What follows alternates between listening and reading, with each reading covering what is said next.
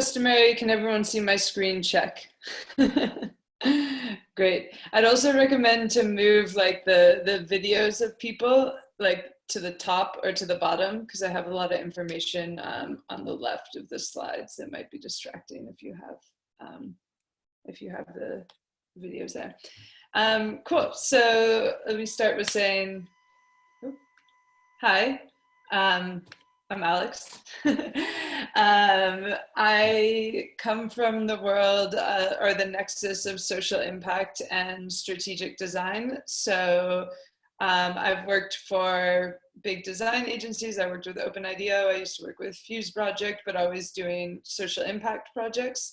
And then I've worked with big like NGOs, UN bodies, like those type of actors, but always doing design and innovation projects. And I got into it, I was doing human-centered design before I knew what it was. When I used to do my, like when I was doing like field work and stuff, the way I would always do it is like talk to people, come up with something easy that we could test quickly, learn from it, and then make it better. And then when I did my master's at UC Berkeley in international development, all of a sudden, like I discovered there was a word for this, there was a system for this, and it was called human-centered design. And so I started doing a lot of coursework in that. Through that, I met IDEO and started working with OpenIDEO and doing some stuff with them. And I just kind of, I always felt a little bit like, you know, in social impact, I never wanted to be one of those like people that had to wear like a suit and like, you know, do like program management. So I always thought I couldn't really work in that sphere because I was too on the creative side. And so finding the whole like service design, strategic design area for me has been really just like finding my home in this space. And I love it. Right now I work as a freelance designer. So I work with a lot of different clients like all over the world doing international development projects. But then I also work with like businesses to help them do more like co-creation, innovation within their processes. And then also like, how can you do social impact for profit? How can social impact not just be something relegated to the world of CSR?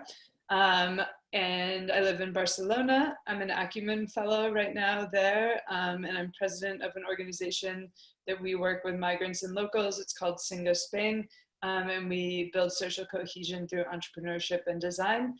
And I'm about to launch my own design studio in the next couple months with the founder of that organization. And so there'll be more coming on that, but looking at how we can use the power of connection and community to design better products, services, systems, and organizations. Cool, so let's dive in. Today we're going to talk about sex. And I chose this title because we're so squeamish about it. And before I even get into it, I wanted to just take a moment and have people share some things that they learned in school or from their friends or from family members about sex, sexuality, contraception that they found out later were completely untrue. So if you guys just want to like throw them in the comments for a second and maybe we can read a couple of them.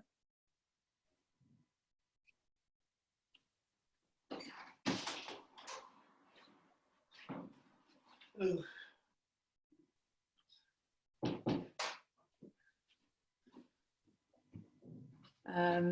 My mouse isn't really working. Oleg, can you see the comments? That sex is something people shouldn't discuss out loud. Yeah. Parents didn't even teach it at all, learned entirely from school. I think for sure at some point someone told me you can't get pregnant while on your period. Sex is dangerous. Yeah, so I mean, these are just like a small sampling. How do I close this? Oops. I don't know how to close the chat. Hold on one second.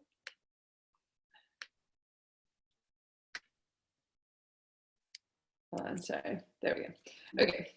So those are just like a small sampling of, I mean, those aren't even the worst. There's much more like specific myths, like, oh, like you can get pregnant if you kiss, like all of that.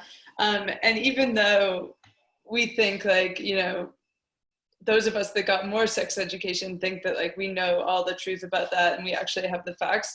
One of the things I learned through this project is that even like the public health professionals like had some things that they were sharing that weren't actually true. So there's just like a lot of misinformation about out there. So this project was based in Vietnam, and the specific context of Vietnam is really interesting. It's like a land of, you guys have heard of pho, the like amazing soup, there's amazing coffee, there's all this like beautiful things happening in Vietnam, but it also has the highest abortion rate in the world. And so 40% of women will have an abortion in their life. And on average, women have 2.5 abortions. And 70% of these secret abortions are for teenagers. And at first, like if you first read that statistic, you'd be like, oh well, family planning options must not be available. They must not be able to get condoms or like pills or like IUDs or whatever. But actually, all of that is available there, and it's highly available. And so, like the specific case of Vietnam is that Vietnam, up until like 1986, was quite a poor country and was very traditional. And since the 80s, they've gone through a process of like rapid economic development and are now considered a lower middle income country. But what that has created is like the people who are parents right now, they've lived in this like very, very traditional society. And then there's this like new generation who have access to things like Tinder and like TikTok and like, you know, all the stuff that we have access to. And like are aware of like hookup culture and all of that, but they were raised by these really, really traditional parents. So there's a lot of shame around sex and sexuality, which exists in every single culture, but it's particularly pronounced in Vietnam. And so what ends up happening is that it's more okay to not protect yourself, to not access like pills or other types of contraception, and then go get an abortion than it would be to just go to the store and buy condoms. So they have this like really, really high rate, which is incredible. And it's also a great place for design because it's very behavior based. So I worked with a large public health NGO, and they brought me on, and they work globally to look at how might we reduce unintended pregnancy amongst youth in Vietnam. And this organization, I'm not going to name them because I didn't tell them I was doing this. So, but this organization, they wanted to do service design because they have it more baked into their organization ethos. They've seen the power of it in a lot of different cases. They even have like a persona that represents the beneficiary within their organization.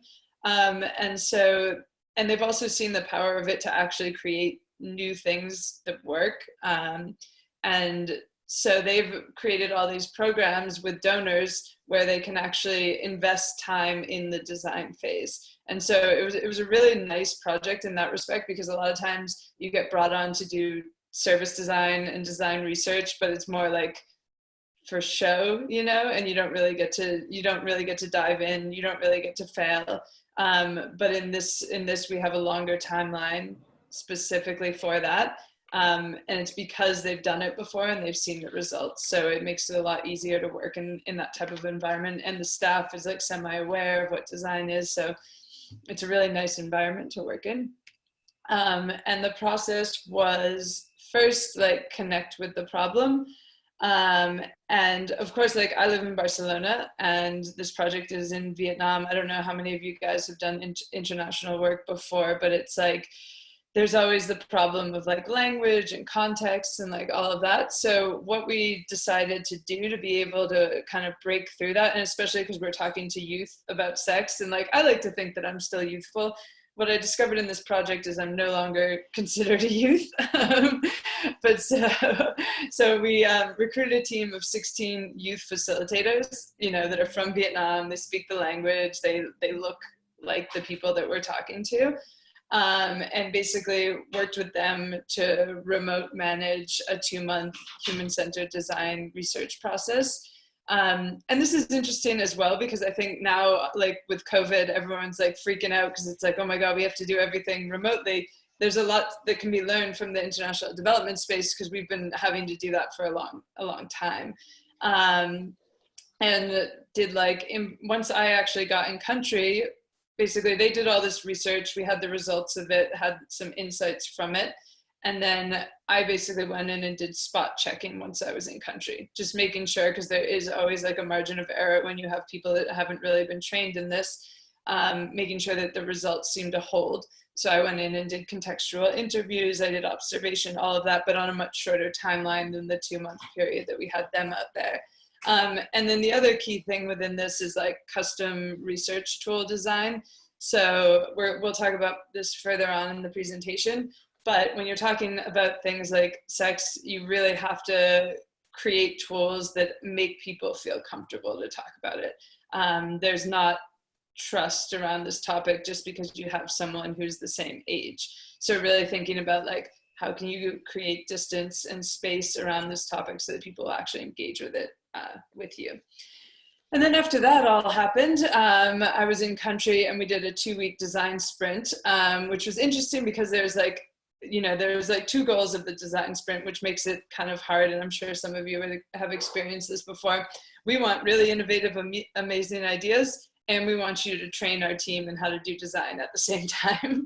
and so you kind of have these conflicting things where you're like facilitating a training, but you also need to come up with really amazing, groundbreaking ideas. And you need to do it in 2 weeks, and you need to work like crazy hours until that happens. But it was really good. At first I was a bit skeptical because I was like, oh man, like having to manage a team of 16 girls and like, how is this gonna work? But actually, really relying on them as sources of information and like letting them have creative input, they all kind of just took to it like fish in the water. And so it ended up being really, really useful. And there's like no way I could have done it without the 16 of them.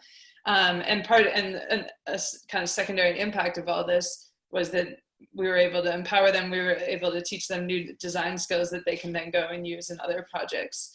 And then we moved into try it phase. So basically I'll talk more about like the concepts later, but we came up with a set of 5 concepts, and built prototypes from storyboards to physical products to like role playing, and took them out and tested it with the group, and then refined it and then tested it again, as you're all aware of. And then the next phase, which is kind of where we're at now, is like, let's make it real. And so we're moving 4 of the concepts into minimum viable products. And now they're not like 4 separate concepts, they're an ecosystem that we're also building a brand for. And then also moving it into like, okay, how do we move the partners around and start those conversations now so that when I hand over the project, basically the team can already launch it. And so it's like, it's also taking the humans into design, like design research principles, and doing that with the partners to understand what's their values, like how do we create value for them in this whole ecosystem. And that's kind of where we're at now. I'll stop there for a second and see if there's any questions or anything. Yes, I have some questions from my side, and again, anybody from the audience can type your questions in the chat so I can pass it to Alex. Alex, I have a question about this team of people. You named them facilitators. What was actually their role? What did they do in the project?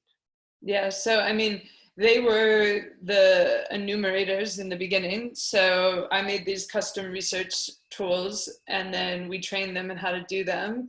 And they went out and did like a 2-month research process using those tools with like 3 different user groups. And then when I came in country, they were like my like crack team that the whole design sprint was with them. And so it was basically having to get all of the information, it was documented, but it's all in Vietnamese, and they're not going to translate hundreds and hundreds of direct pages for me. So it was like having to get all of the information that was in these 16 people's heads out and in a way that was in different, like created in a way that it's around frameworks so that you can actually understand it, like not just like giant room filled with Post-its, even though that was kind of what happened too. Yes, so basically they were also doing the interview part with the interview or some interaction part with the target audience, right? Yeah, so they did the initial research, and then when I was in country, they were translating for me, doing more research, and then they were in the workshop with me. And then when we went out and did prototyping, they were like doing like, because I mean, obviously I don't speak Vietnamese, so I have to hand that over to them. And now that we're in this minimum viable product stage, they're also part of that. Like I'm having different people run different parts of it. Okay, super. And one more question, which is not related with the first one. You mentioned that the organization you worked with or worked for in Vietnam, they are already quite advanced in human-centered design. Well, I would ask, how come? So what helped them, and how come they have it already? I'm not exactly sure how they began. I think that they I don't want to say because I'm not exactly sure how they started liking design. I know that they have worked with like IDEO, they've worked with like other organizations, like staff goes to like D school. So somewhere along the line, they did a project where they saw the benefit of it. And because of that, they've just kind of rolled with it. I think international development in general is like a lot of organizations are embracing design and innovation and all that. But I've worked with like varying levels of understanding what that means on like a team level, and these guys definitely have a much higher understanding and like more fully embrace the ethos of what it means. Super, thank you. And there is a question from Anand. What was the key action that helped you to get your facilitators up to speed with design research mindset? So how did you prepare the team? Or how did you recruit it maybe? So yeah, I mean the recruitment process was complicated, but I mean mainly the thing that we're looking for is people who have some sort of research skills already and speak English pretty well, because it's actually quite hard to find both sides.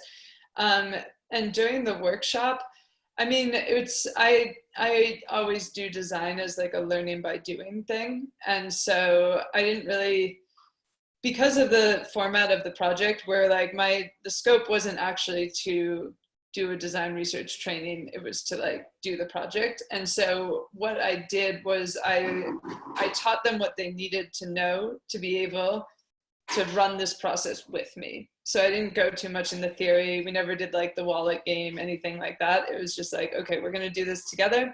It's going to be very, very step by step. And then that way they just learned as they were doing it. Super, thank you. Thank you. I think that's key, and something I found across projects is like frameworks are key. So that it's just like, okay, this is the activity, like here are the instructions for the activity, fill that out. Okay, here's the next activity. And you explain it as you go along, like why we're doing this and how it's related. But that way you don't have to get so lost in like theory. And then the other thing that I didn't mention that worked really well, I've gotten very frustrated with design sprints personally. And I find that like, especially the brainstorming part really like kind of feels like we're always just coming up with ideas that already exist. And so we did like an interesting take on the round robin format, where we started doing round robin, had everyone just get whatever was in their brain out for a minute, which is, I would say, is like the surface level stuff that already exists. And then what we did was we introduced like what already exists, where has this been done in other places and done well. So did like a bit of like a landscape analysis, like, oh look, there's this emerging trend and there's this type of technology and like blah blah blah, and gave them all of that, and was like, you know, we don't need to copy this, but like let's keep this in mind and see what we can learn, so we're not building from nothing. And then I created these cards called diversity cards, and I'm sure you guys have seen the brainstorming prompt cards. It was brainstorming prompt cards, but like the goal is to drive innovation through thinking about how to incorporate different user groups. Like for example, how might someone interact with your solution? And so like even though the person that you're trying to reach might not be blind, thinking through that makes you think about your whole idea in a different way. So introduce those. And so all that, like, push it further and further and further. Thank you. Well, shall I go on, or? Yes, I think we can go on. All right, cool. So, tips with you guys. Alex, can you hear me?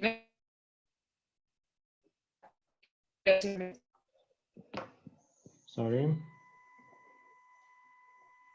Can you hear me? There was poor connection and we couldn't hear you. Now, yes. Now I think we can hear you. Okay, I'll turn on my hotspot in case that happens again. Okay, yeah. So these are some tips in general for designing for the intimate, which could be sex, but it could be other types of intimate subjects that people might not want to share around. As a designer, as the outsider, the more you can make yourself invisible in the process, the better. And so having the youth facilitators, you know, was so key in that, because I was able to like disintermediate, you know, like I'd usually be around like listening and having like someone on the side translate for me, but like letting them actually kind of run the process got us way better results. The other is create space around the topics. And a great way to do that is to either create like scenarios with characters that aren't the person themselves, because like it's a lot easier to talk about like Sarah, what should Sarah do in this situation than saying like what you would do, or even like simple things like asking like what your friends would do in this situation. And you do kind of compromise a bit the idea of like, oh, they're putting it into a hypothetical, but it makes them more comfortable around talking about it. You can see some of the character designs that we did in the prototyping there. And meet people where they are. So this picture is us in like a little like ice cream shop. And so we were trying to interview teenagers, high school teenagers about all of this stuff. And so we went to the ice cream shop, sat at their little tables with them, you know, we're in their space where they're comfortable being, and that facilitates a lot more conversations. The other is be prepared to be surprised. It was really funny because like me and the NGO colleague I was working with on this, like we kept being so nervous to ask about sex. Like we kept being like, oh, like if we say this, they're not going to want to talk about it, and like if we say this, it's going to make them uncomfortable. And then we found that like they were actually really excited to have someone ask them about this, because nobody had ever asked them about this. And so that's one of our youth facilitators, you know, making a box full of condoms. Like in the end, I think we were more squeamish than they were. So be prepared to be surprised about, you know, what the actual attitudes are. And then the other is show, don't tell. So, you know, asking someone directly about any of their like contraception, sex, and sexuality practices, like everyone's going to say that, oh yeah, like I'm perfect with this. Like I would never screw that up. But when you put them in a situation where they actually have to like act it out, or they have to like describe it in a different way, then you get much better results. And these are like kind of design principles across the board, but they're particularly important when you're designing for subjects that people are not comfortable talking about. And so through this whole process, we did a lot of conversations and we got some pretty interesting insights. I'm just going to share a couple of them.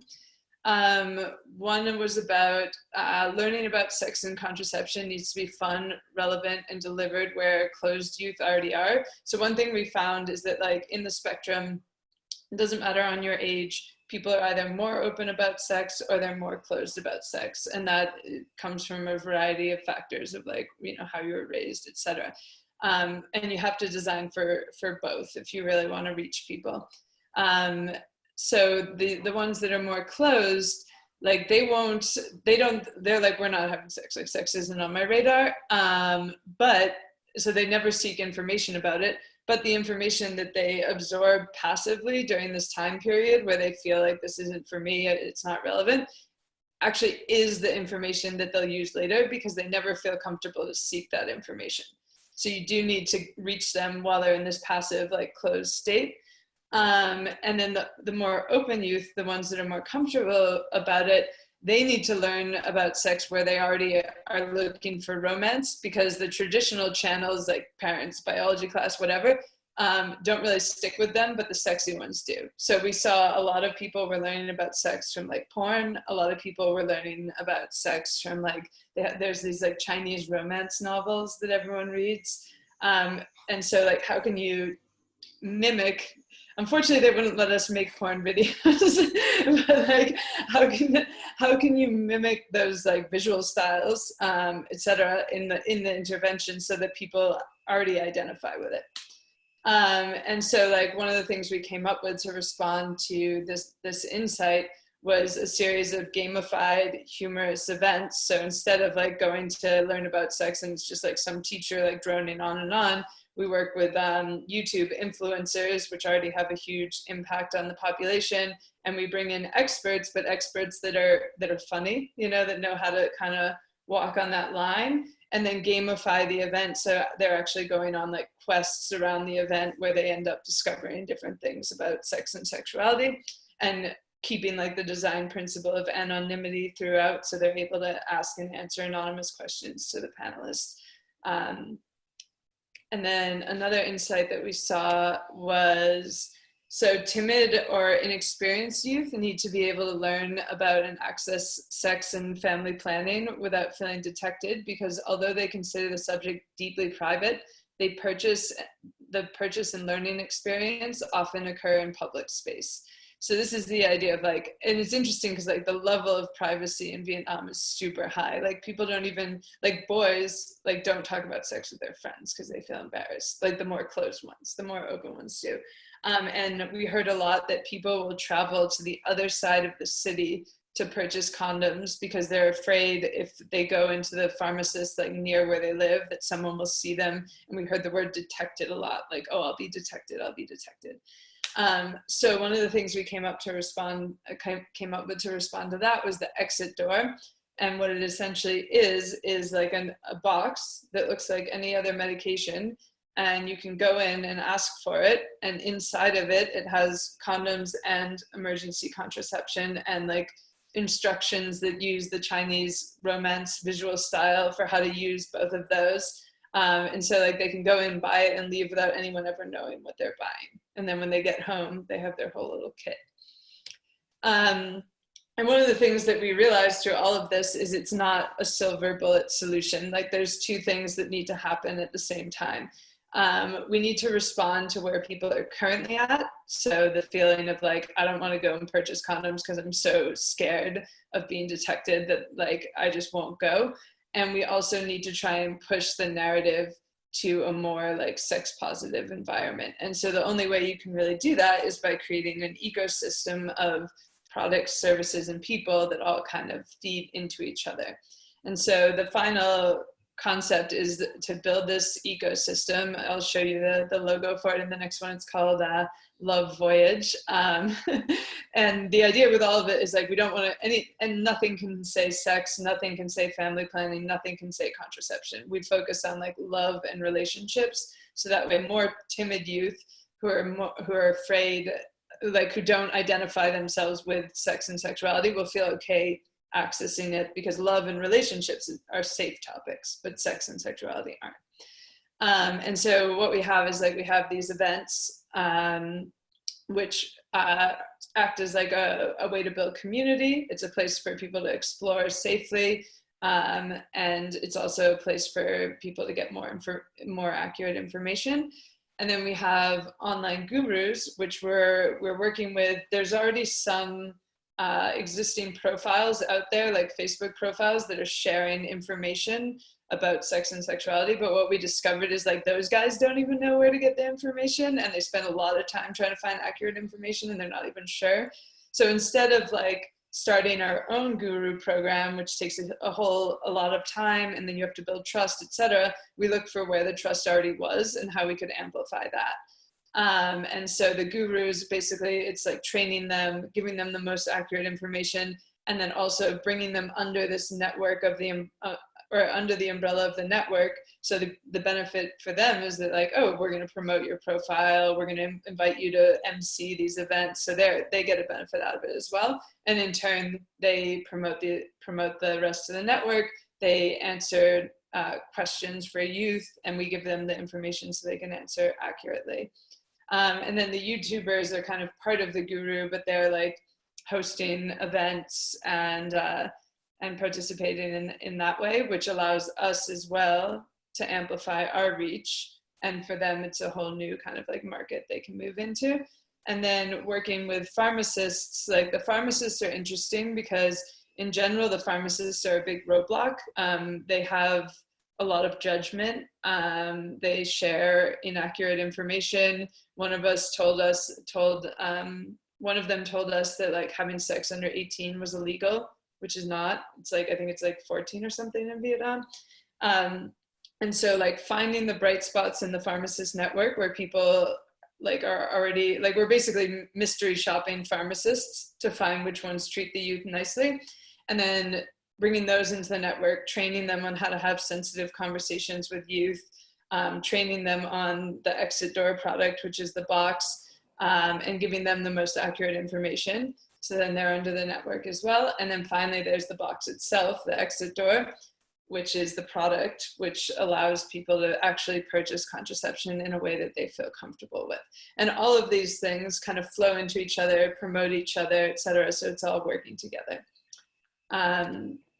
And so this is like kind of where we've been at. We're making it real right now. We have the logo, we have the box. You can see the box there. We've got the whole ecosystem plotted out. And like we were starting to launch it when COVID-19. I'm sure so many of you have experienced this as well. And I think like for me, it's been really interesting because it ground things to a halt for a minute just because everyone was in like full panic mode and couldn't do anything. But it's also made us rethink our model. First of all, I was supposed to go back and do a whole nother design sprint and like blah, blah, blah. As someone who works in international development, I think COVID-19 is a really great experiment in how could international development actually start decolonizing itself a little bit, and how can we be supporting more and more local partners to be doing the work from afar. So I think this is something that needed to happen in international development, and now we're being forced to do it. So a lot of the stuff that I would have gone and done in country, I'm figuring out how could I support a local person to do that and train them up in it and help them analyze it. And I think before we just weren't forced to do that, so we didn't do the work, and now we're forced to do that. And the other thing that happened, of course, is like, oh, hey, a huge part of our thing is like, we're going to do events. There are people are going to be able to go to pharmacies to purchase this. And so with the events, we've just rethought it all, and we've decided to bring it online. And what's interesting is at first it was like, oh, this is a huge challenge. But then actually, like when we were going through the whole process of moving all this stuff to respond to COVID, I actually realized that this is like a big opportunity. Like we probably should be doing online events anyways, because that can then eventually feed into the in-person events and make them bigger. And then as far as the pharmacists, we're like, okay, well, if people can't go to the pharmacy and pick up this box, like how could we have it delivered to them? And they have a thing that's kind of like Uber Eats, Glovo in Vietnam called Grab. And so we're like, okay, well, how could we work with Grab to have them be able to deliver these products? Which, in the research, people said they didn't really want delivery that much, but in the end, I think it actually could end up being a better channel for delivery. So all of that to say, and I think like across everyone's projects, there is opportunity in this crisis, and it's just to kind of look at it with that perspective of like, okay, this is a new design constraint that's forcing me to think in a different way that I didn't have to think in before, which could actually lead to more innovative strategies. So that's kind of been my take on it. And so we're now back on track with everything online and doing it this way.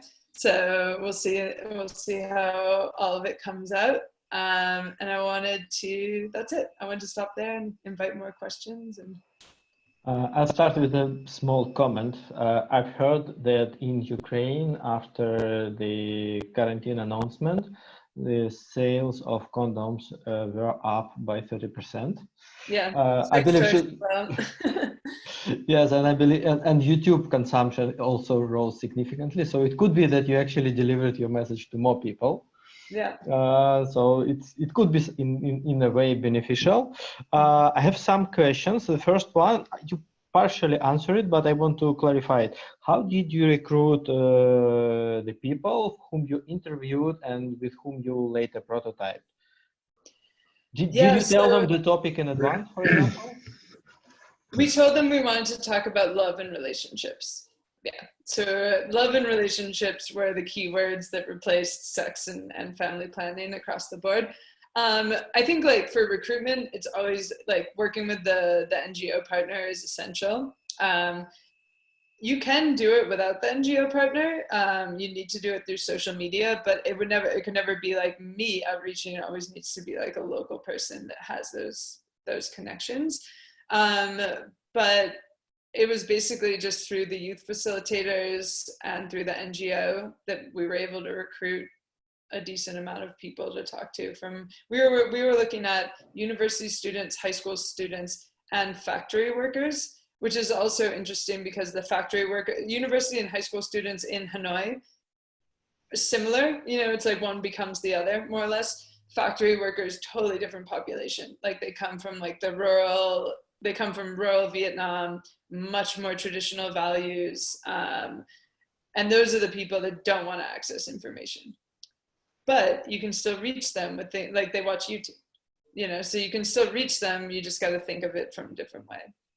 And so it's good when you're designing to have those kind of polar people, because if you design something that works for both, it's quite scalable. Super. Were some people who refused to continue the conversation? No, and that's what I was saying, be prepared to be surprised. Like a lot of people, and this is like, we had the youth facilitators and me and my colleague there in the interviews that I was doing. And, I didn't feel like they would never talk about it from a first person perspective. In the interviews, like no one was ever like, I've had sex, like ever. But everyone would talk about their friends. And they were quite open about that. And a lot of them at the end were like, thank you so much for talking to me about this. And a lot of them, because we let them ask questions at the end, a lot of them were like asking us for information, because they had no place to get this information. So that's where I was surprised, where it's like they wouldn't talk about themselves, but by putting in the second or third person, they were able to share a lot. And we got pretty intimate with a lot of them. There is a question which is, what about a layer of personas who do not associate sex with romance and relationship?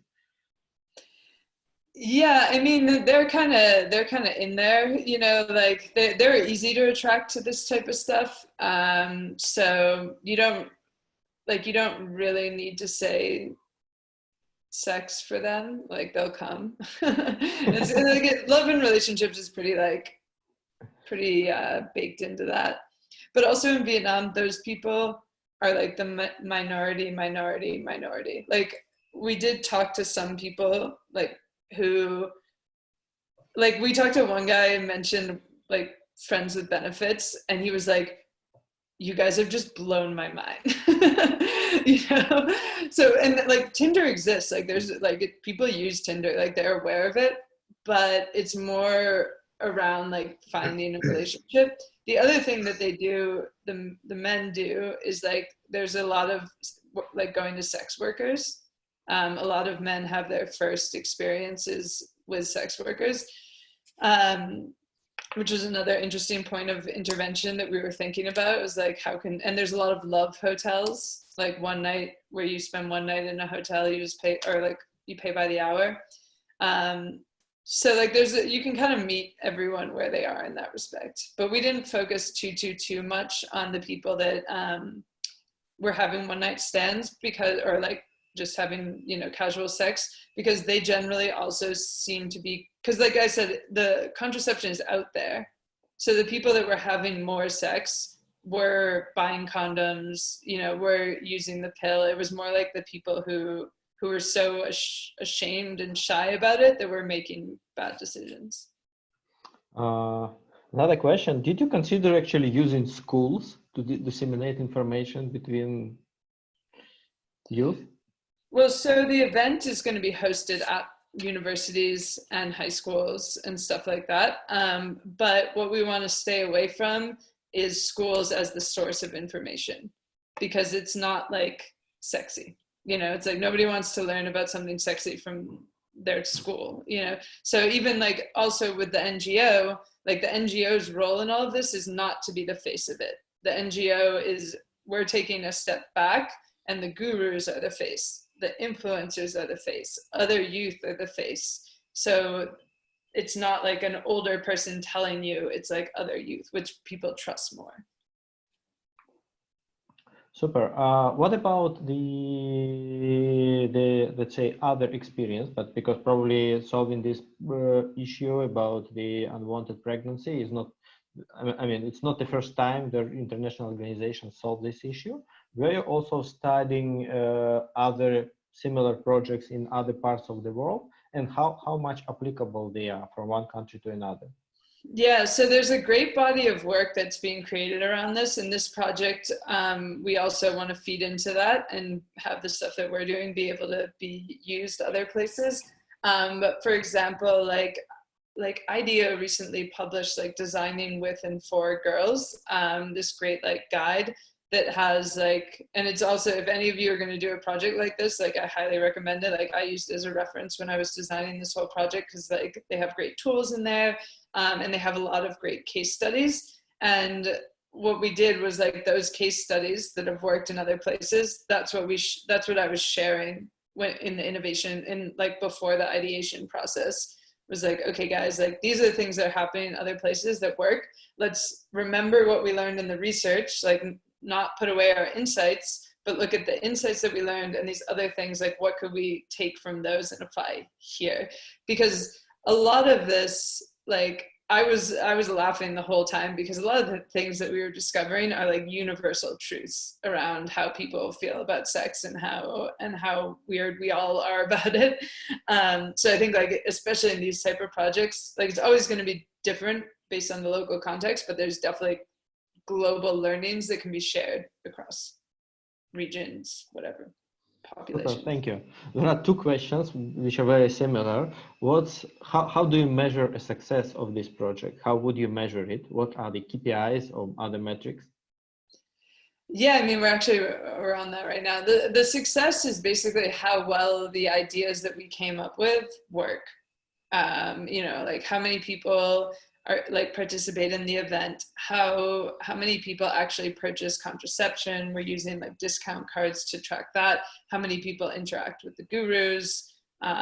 What type of questions are they asking? So those type of things.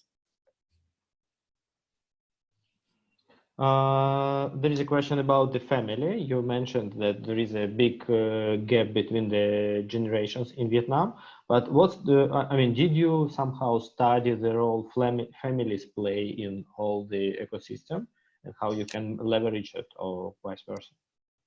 Yeah, I mean, it's interesting because this is one of those universal truths that a lot of women are like, oh no, like my boyfriend makes the decisions about contraception. Like if we're gonna have sex, I just rely on him to come with whatever we need. And so there's a lot of that kind of attitude. And then what's interesting is the girls are the ones that are actually informing themselves. So the girls will go to the biology class. The girls will, you know, obviously because women can get pregnant, so there's a little bit more of an incentive. But then the guys, the way that they interact with this type of information is they don't want to be taught it. You know, it feels like weird for them to be taught it. They'll skip the classes, they won't go, but they are the ones that are actually being responsible for getting this information. And so that's why we wanted to create this event series where it's just actually like a fun event. And so people will come because it's a fun event, not because it's like, oh, like let me learn how to protect myself. Like that doesn't sound very much fun, you know. So, and through this information sharing and seeing that there's like gurus that are, you know, influencers that are talking about this and all of that, and there's other people in their community that are interested in this and they actually learn accurate information, then that will influence their behaviors. And also, like, the idea with the event is men and women are together learning about this. And that's something really important, because there's a lot of like fear around having these conversations with your partner, and a lot of times we separate boys and girls in like sex ed classes, and it's really important that people are comfortable talking about this with each other. And so that's kind of what we were trying to push. I just realized that we were separated in my school. Yeah, and mine too. It was like, your bodies are changing, never talk to each other about it. Funny. Well, thank you very much. There is a good question on reflecting about the project and the work already did. What was the biggest challenge, and maybe what would you do differently now after you know everything you know? For me, the biggest challenge is always time. Like, to do a 2-week design sprint, and you're basically going like 9 to like 7 or 8 p.m. every day, and you're expected to be, I mean, I'm sure other people who do service design have lived this, where it's like you're expected to synthesize everything and then come up with amazing ideas in 2 days, and then come up with amazing prototypes for those ideas in like half of a day. And it's just like go, go, go, go, go. Where I really think to drive real innovation, we need more reflection time.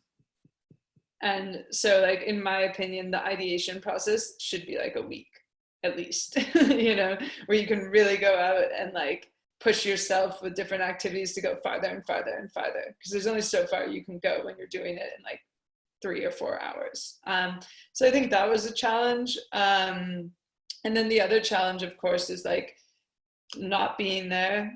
And so, like, you know, having to bring people, like, since I've been gone, you know, we had all the insights, we're all on board, this is what we learned. And then as we go developing the project, there's definitely like drift.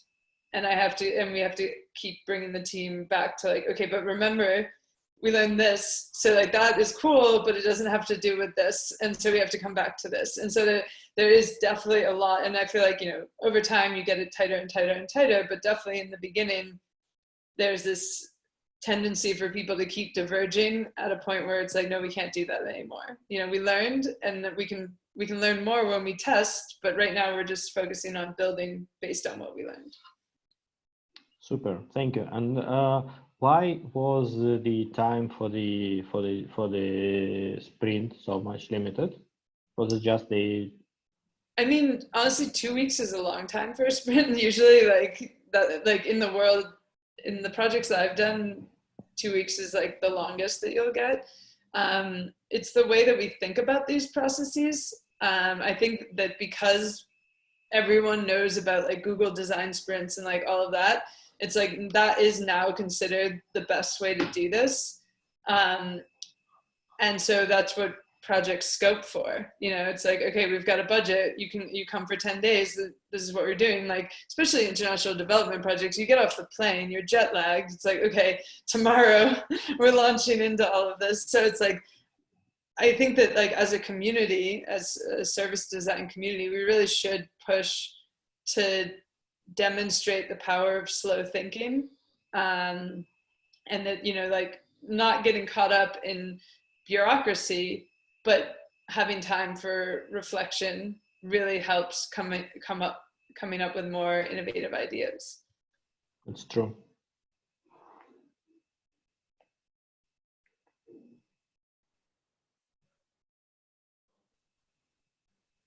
Okay, I see no more new questions. If there are some, guys, you need to type it faster. Alex, thank you very much for joining us. Thank you for sharing. Thank you for openly talking about this sensitive and intimate topic. It was really great, and I mean, Yeah. you are fantastic in doing this job. Thank you very much. It was, Thank you. Yeah, and like if anyone has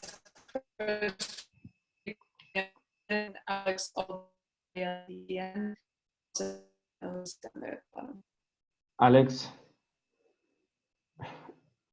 Alex, sorry, we didn't hear you last time. So if anyone. Okay, can you hear me now? Yes, we can. Okay. I was just saying, if anyone like has other things or they want to talk about this more, you can find me on LinkedIn, Alex Alden, ALDEN, or my email is down on the screen. Yes, yes, it's on the slide. Thank you very much. And one more question from the audience, probably. Will you be able to share the slides? Possibly. I mean, Possibly. Okay, we'll see. Thank you. This is recorded, though. We're recording this now. Yes, we are recording it. It's true. So we can share the recording. Super. Again, thank you very much. It was a fantastic case and fantastic presentation. I enjoyed it very much. And guys, see you tomorrow. Tomorrow is our last evening, and we will be talking about like a new battleground for the service design, which is employee experience. And Katerina will be sharing her first-hand experience together with their HR. So basically, it will be two-side presentation about the hot topic of the service design. So see you tomorrow. See you tonight.